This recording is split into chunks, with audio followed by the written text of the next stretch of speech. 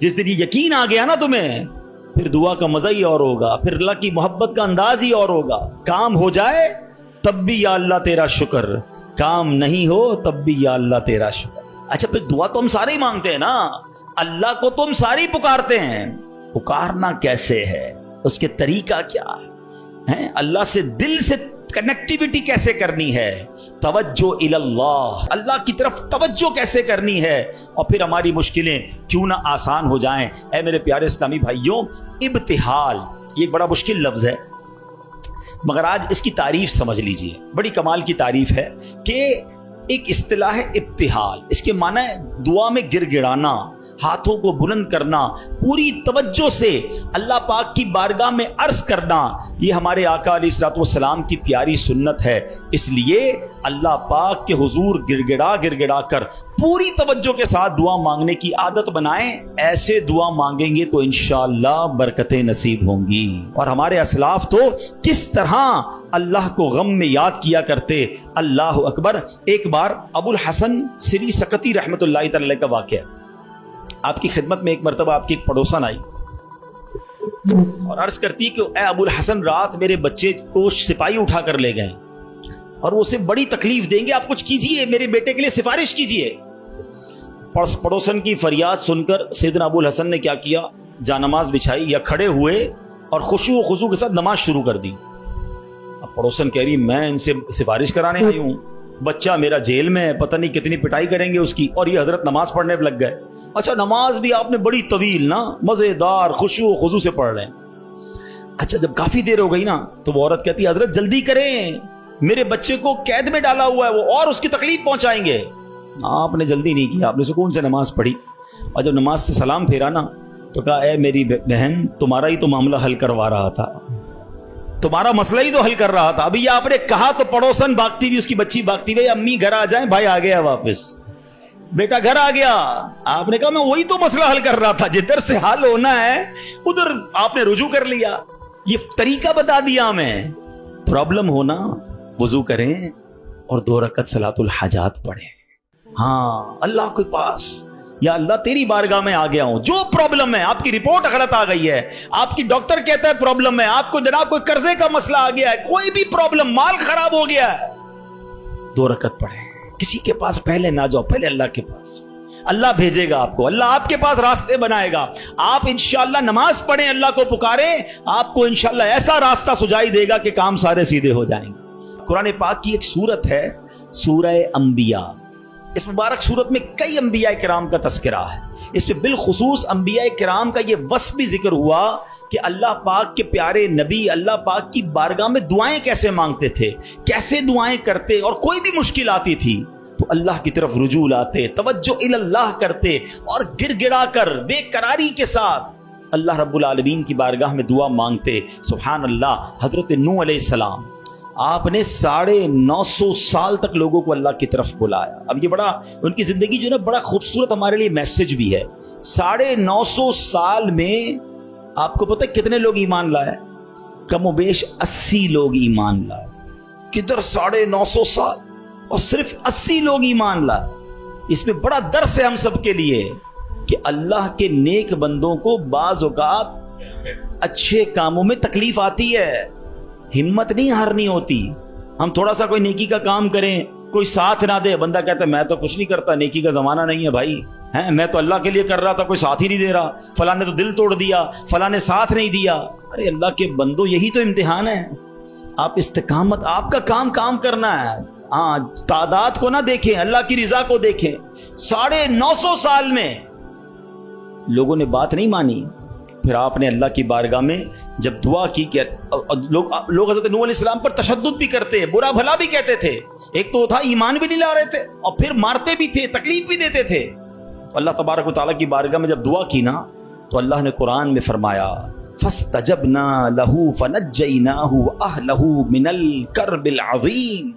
اللہ فرماتا تو ہم نے اس کی دعا قبول کی اور اسے اور اس کے گھر والوں کو بڑی سختی سے نجات دی. اللہ سے دعا مانگی، باقی قوم کے لیے طوفان آیا اور وہ قوم اس طوفان میں غرق ہو گئی. اللہ نے بڑی تکلیف سے حضرت نوح کو نجات دی. کیوں؟ آپ نے دعا مانگی، آپ نے اللہ سے بات کی. حضرت نوح علیہ الصلوۃ والسلام کی اس دعا کے نتیجے میں کفار پر کیسا سیلاب آیا کہ سب برباد ہو گئے. اسی طرح حضرت ایوب علیہ السلام پر آزمائش آئی تھی نا, آپ پر طرح طرح کی بیماریاں بھی تھیں, آپ کے بچے بھی دنیا سے چلے گئے, آپ کا کاروبار, آپ کا مال سب برباد ہو گیا. اللہ اکبر, آپ نے اللہ کو کیسے پکارا, اور یہ دعائیں کتنی مقبول ہیں کہ قرآن میں موجود ہیں. بلکہ اس کو تو یاد کر لو, کیا ترجمہ ہے, آنسو آ جائیں گے آپ کی آنکھ میں. حضرت ایوب کہتے ہیں انی مسنی الضر وانت ارحم الراحمین. اس کا ترجمہ سنو کہ بے شک مجھے تکلیف پہنچی ہے اور تو سب رحم کرنے والوں سے بڑھ کر رحم کرنے والا ہے. اگر تکلیف پہنچے تو کیوں دنیا کو پکارنا ہے, کیوں دنیا والوں کے پاس جانا ہے, چلو نا اس کے دربار میں چلتے ہیں جس سے تکلیف دور کرنی ہے. حضرت ایوب علیہ السلام نے رب کو پکارا نا, انی مسنی الضر وانت ارحم الراحمین. یہ وہ دعا ہے جو قبول ہے, یہ وہ دعا ہے جس کے صدقے میں حضرت ایوب کو شفا بھی دی گئی اور ساری مال دولت اولاد واپس عطا کر دی گئی. اگر آپ بھی کسی پریشانی میں ہیں, آپ بیماری میں ہیں, آپ قرضے میں ہیں, آپ مصیبت میں ہیں, آؤ نا رب سے حضرت ایوب کے انداز میں دعا مانگتے ہیں نا. اچھا, یہ دعا اللہ نے ہمیں سکھانے کے لیے تو قرآن میں عطا فرما دی نا کہ میرے بندوں میرے دربار میں مانگنا ہے تو یوں ہی مانگ لو جیسے میرے نبی نے مانگا ہے. اللہ اکبر. علماء کہتے ہیں یہ بڑی دلاسا دینے والی دعا ہے, یہ بڑی مشکلوں کو ٹالنے والی دعا ہے, یہ تکلیفوں میں کام آنے والی دعا ہے.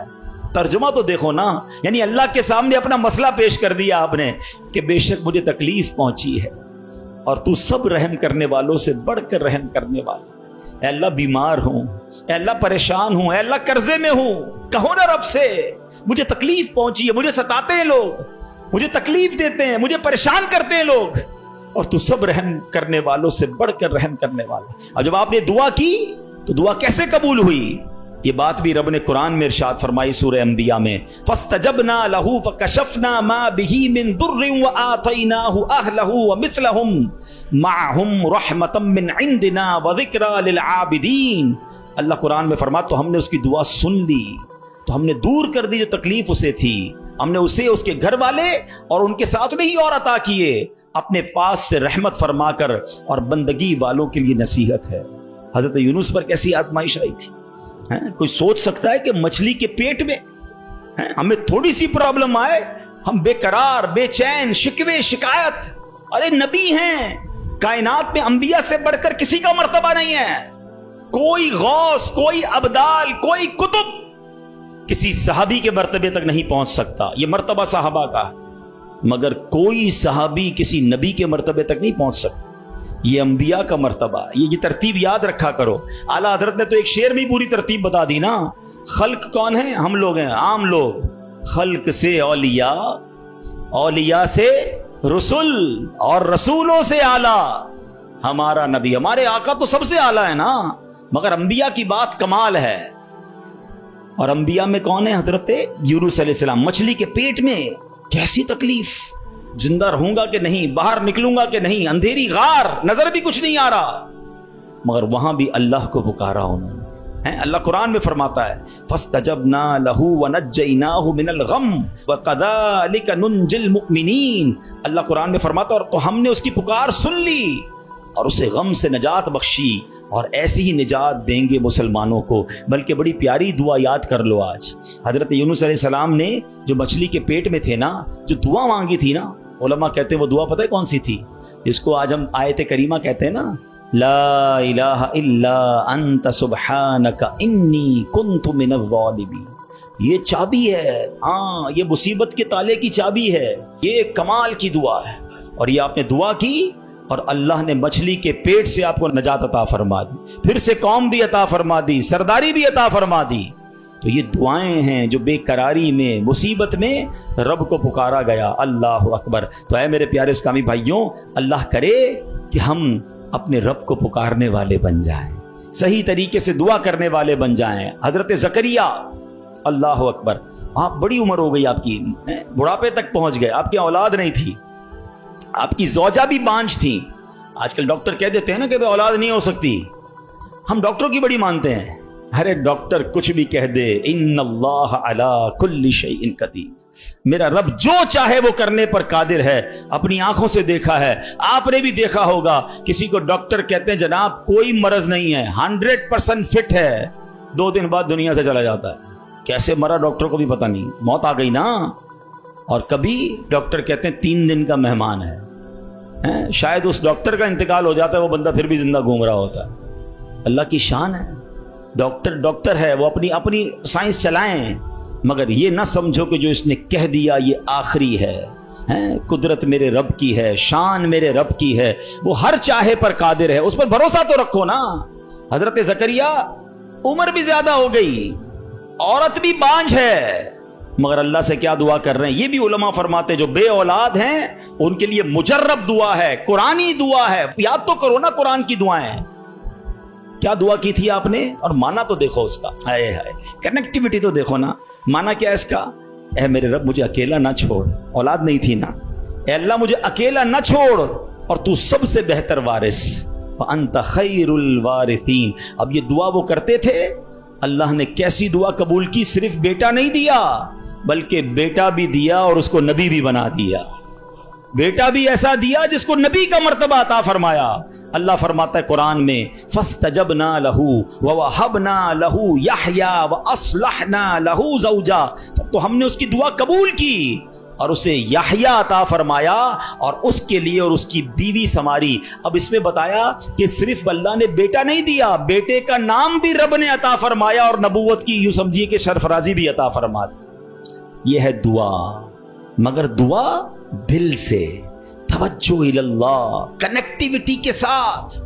फिर देखो कैसे काम बनते हैं, फिर देखो कैसे मुसीबत टलती हैं। अल्लाह पाक खुद फरमाता है, वयदऊनना रगबन व रहबा व कानू लना खाशिईन। और हमें पुकारते थे उम्मीद और खौफ से, और हमारे हुजूर गिड़गिड़ाते हैं। पता चला कि गिड़गिड़ाना, तवज्जो के साथ, खौफ भी हो, उम्मीद भी हो, फिर ये काम बन जाते हैं। जरा देखो ना मेरे प्यारे इस्लामी भाइयों, हमारी जिंदगी में कितने मसाइल हैं। कभी कभी हमारे मामलात बड़े अटक जाते हैं। अब किसी को पैसों की जरूरत है, कर्जे की जरूरत है, अब जनाब सारे दरवाजे बंद हो जाते हैं। और अब किसी भाई से उम्मीद बंदा लगाता है, आखिरी वक्त में वो भी मना कर देता है। सेठ साहब पर नजर पड़ती है, वो भी माजरत कर लेते हैं। दोस्त अहबाब से पूछते हैं, वो भी जवाब नहीं देते हैं। सब दरवाजे बंद हैं, कोई उम्मीद बाकी नहीं बचती। बंदा मायूसी की तरफ जाने लगता है। मगर जब सब दरवाजे बंद हो जाएं तो एक उम्मीद बाकी रहती है, एक दरवाजा उस वक्त भी बाकी रहता है। अल्लाह अकबर, बादशाहों के दरवाजे बंद हो जाते हैं मगर मेरे रब करीम का दरवाजा कभी बंद नहीं होता। लोग साथ छोड़ देते हैं, भाई भाई से दामन छुड़ाता है, लेकिन अल्लाह पाक अपने बंदों को मायूस नहीं करता।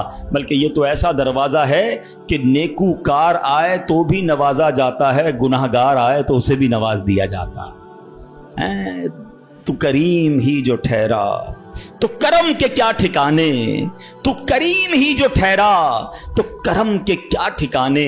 तू नवाजने पे आए तो नवाज दे ज़बाने। दिल से दुआ कैसे असर करती है। हो सकता है किसी के जहन में आए कि बात तो मौलाना साहब बिल्कुल ठीक कर रहे हैं, मेरे लिए भी सारे दरवाजे बंद हो गए हैं, मगर मेरा मामला सुलझेगा कैसे, मामला बनेगा कैसे। चलो मैं आपको 2 वाकयात सुनाता हूं जिससे इंशाअल्लाह बात मजीद समझ आ जाएगी। एक साहब थे, काफ़ी अमीर थे, अपना बंगला भी था, अपनी गाड़ी भी थी, अल्लाह पाक ने बहुत दिया था। शाम को घर आए, बच्चों के साथ वक्त गुजारा, खाना खाया और उसके बाद अपने बिस्तर पर लेट गए। रात हो गई थी, बड़ा नरम बिस्तर था, ठंडा कमरा था, मगर करवट बदलते जा रहे थे, नींद नहीं आ रही थी। अब नींद भी अल्लाह पाक की नेमत है, जिसको आ जाए, लोग इसकी भी कदर नहीं करते। पूछो उससे जिसको नींद नहीं आती।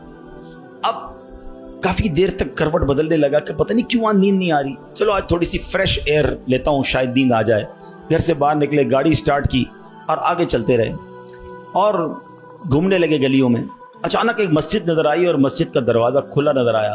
कहा चलो यार ऐसे ही घूम रहा हूँ, जरा मस्जिद के अंदर चला जाता हूँ, वुजू करके कुछ 2 रकअत नफल पढ़ लेता हूँ। मस्जिद के बाहर गाड़ी पार्क की, वुजू किया, मस्जिद के अंदर दाखिल हुए तो जैसे ही मस्जिद के अंदर गए तो पूरी मस्जिद खाली, मगर हल्की हल्की कहीं से रोने की आवाज आ रही। रात को इस वक्त कौन है मस्जिद में और क्यों रो रहा है? तो देखा कि एक कोने में एक गरीब आदमी अल्लाह की बारगाह में हाथ उठाए रो रहा है और रोते रोते अल्लाह की बारगाह में अर्ज कर रहा है कि ए अल्लाह, मेरी बेटी बीमार है, डॉक्टर ने ऑपरेशन का कहा है, मुझ गरीब के पास पैसे नहीं है, कहां से लाऊं? ए रब्बे करीब, तू ही असबाब बनाने वाला है, مجھ غریب کی حالت زار پر رحم فرما۔ اس امیر شخص کو سمجھ آ گیا مجھے نیند کیوں نہیں آ رہی تھی، مجھے کہیں بھیجا گیا ہے، میں ڈھونڈتے ڈھونڈتے اسی کے لیے آیا ہوں۔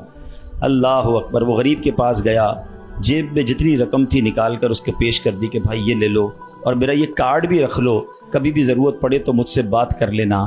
اس غریب شخص بھی کیسا خوددار تھا، اس نے کارڈ واپس دیا کہ مجھے ایڈریس کی ضرورت نہیں ہے، میرے پاس ایک ایڈریس موجود ہے۔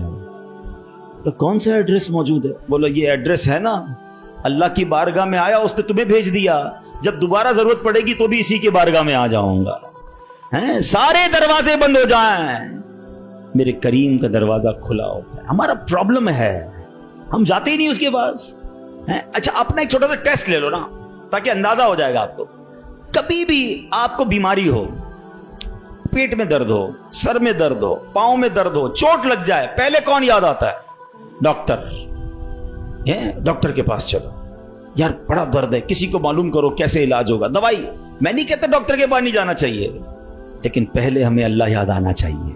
اے اللہ تو شفا دینے والا ہے، کرم کر دے مالک۔ کاروبار میں نقصان ہوا، فیملی میں پرابلم ہوا، واٹ ایور پرابلم، سب سے پہلے ہمیں دنیا والے، سورس ہیں، وکیل، پولیس، یہ یاد آتے ہیں۔ ہونا یہ چاہیے کہ ہمیں خالق کے اسباب کی یہ طرف لو لگانی چاہیے، پہلے اللہ کریم کو پکارنا چاہیے۔ اسباب اختیار کرنا منع نہیں، مگر اسباب کے چکر میں، اس دنیا کے چکر میں ہم بھول گئے اسے کہ جو حل کرنے والا ہے، جو مشکلیں دور کرنے والا ہے، جو اولاد دینے والا ہے، جو مصیبت ٹالنے والا ہے، اس کی طرف جاتے ہی نہیں ہے۔ پورا پورا دن دفتروں کے دھکے کھاتے ہیں، مگر 2 رکعت پڑھ کر اس کی بارگاہ میں سر نہیں جھکاتے۔ دیکھو اللہ کیسے کام بناتا ہے۔ ایک اور واقعہ سنو۔ ایک بہت مشہور ڈاکٹر تھا، میں نے واقعہ کتاب میں پڑھا۔ مثال کے طور پہ اس کا نام ڈاکٹر احمد تھا۔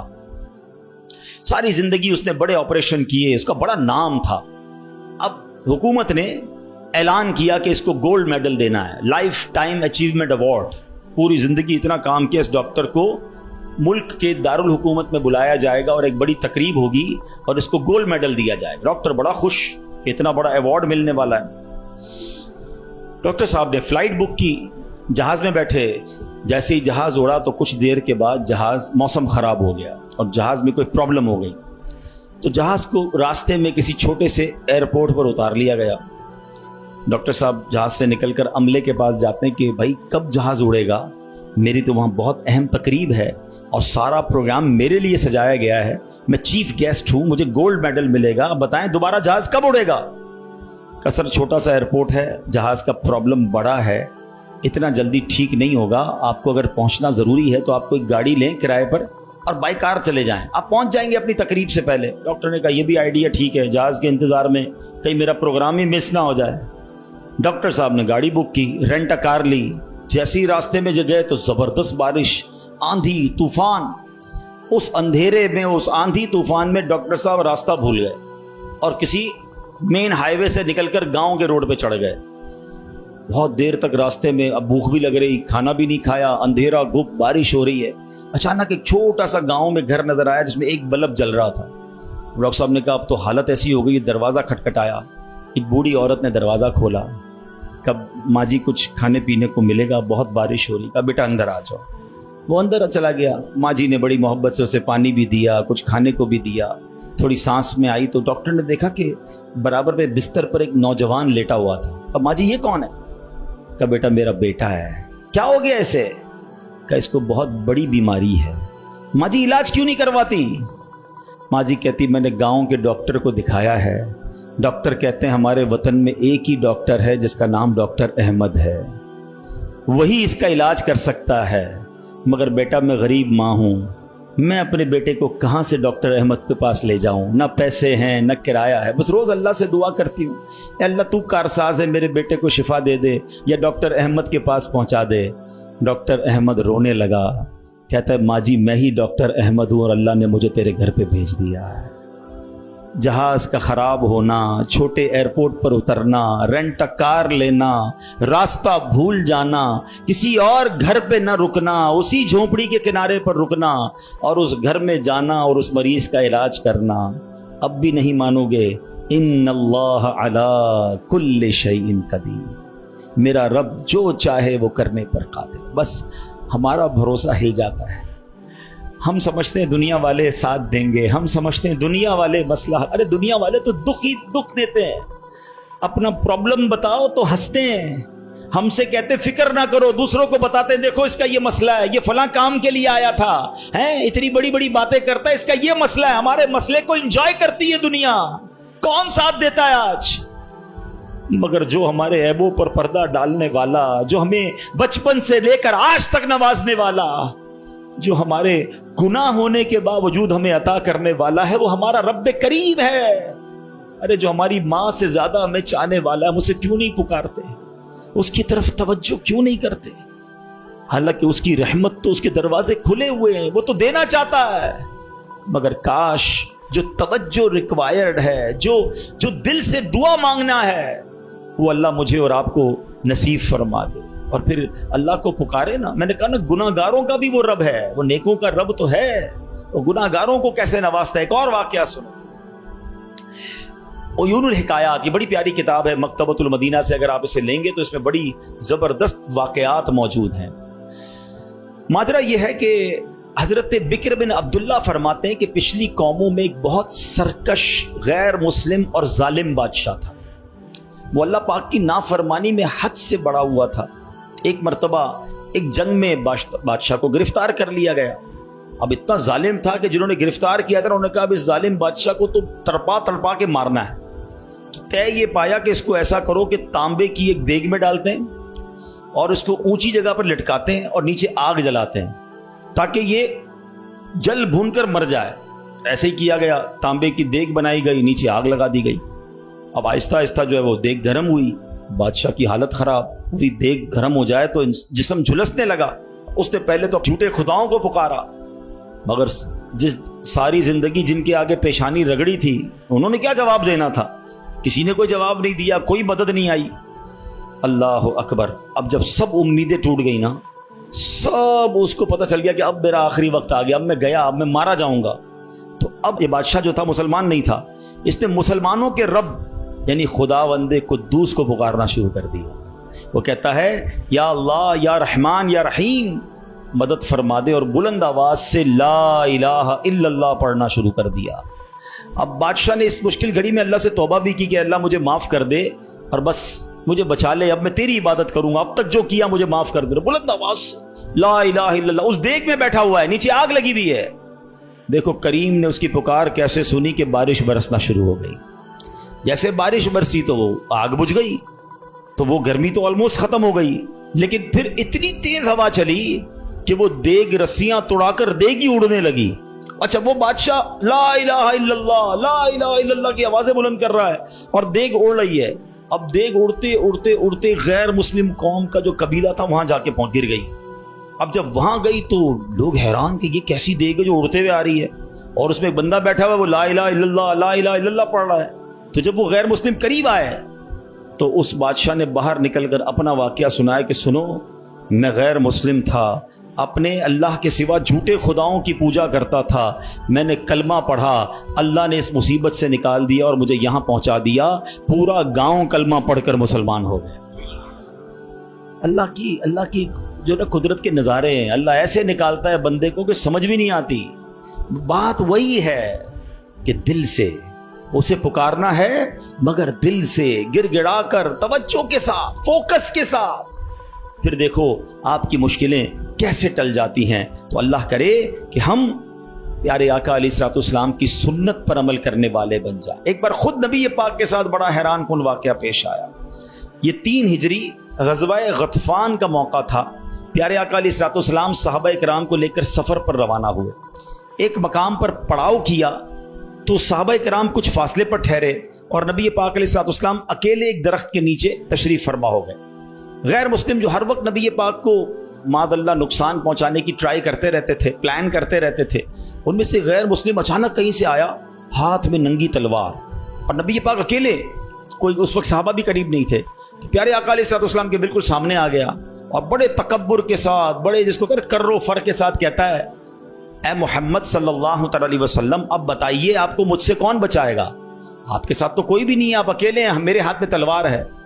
اللہ اکبر. نبی پاک کی توجہ اللہ کی طرف کیسی تھی؟ آپ نے صرف ایک جملہ کہا، ایک لفظ کہا، فرمایا اللہ. کیا نام ہے، دل کو کیسا سکون نصیب ہوتا ہے. میں اسے پکار رہا ہوں جو میرا خالق ہے، جو میرا مالک ہے، جو میرا پروردگار. پکارا کرو اسے، نام لیا کرو اس کا. کہو اللہ اللہ اللہ اللہ، پکارو اسے اللہ اللہ اللہ اللہ. ہائے ہائے ہائے، نبی پاک کی زبان سے لفظ اللہ نکلا، وہ غیر مسلم تو کانپنے لگ گیا، تلوار اس کے ہاتھ سے چھوٹ گئی. اب نبی پاک نے تلوار اٹھا کر کہا اب بتاؤ تمہیں مجھ سے کون بچائے گا.